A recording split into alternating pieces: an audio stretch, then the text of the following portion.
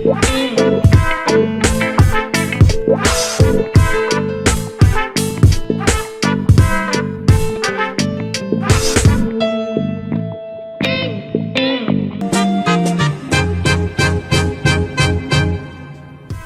আহসান বললেন, দেশের পরিচালকরা আমাকে ব্যবহার করেননি।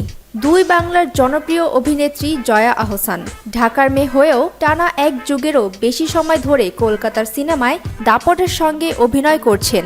অভিনয়ের পাশাপাশি সামাজিক যোগাযোগ মাধ্যমেও বেশ সরব। সম্প্রতি এক পডকাস্টে অংশ নিয়ে নিজের ক্যারিয়ার ও কাজের অভিজ্ঞতা নিয়ে খোলামেলা কথা বলেন এই তারকা।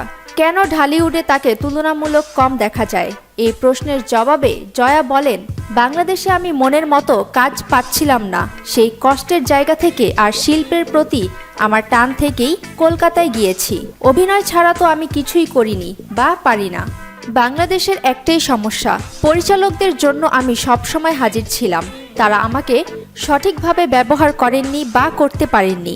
বাংলাদেশের একটা সমস্যা, পরিচালকদের বান্ধবী না হয় স্ত্রী থাকে, এটা তো আমার পক্ষে সম্ভব নয়। পরিচালকদের বান্ধবী কিংবা স্ত্রী হয়ে কাজের সুযোগ নেওয়া আমার পক্ষে সম্ভব না। অনেক নিবেদিত থাকার পরও এসব কারণে আমি হতাশ হয়েছি, যা কলকাতায় হয়নি।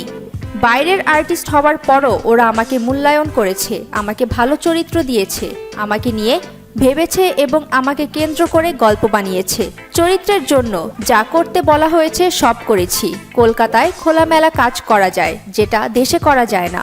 এখনও বাংলাদেশের নারীকে কেন্দ্র করে কাজ করতে ভয় পান অনেক পরিচালক, যা কলকাতায় কোনো ব্যাপার না।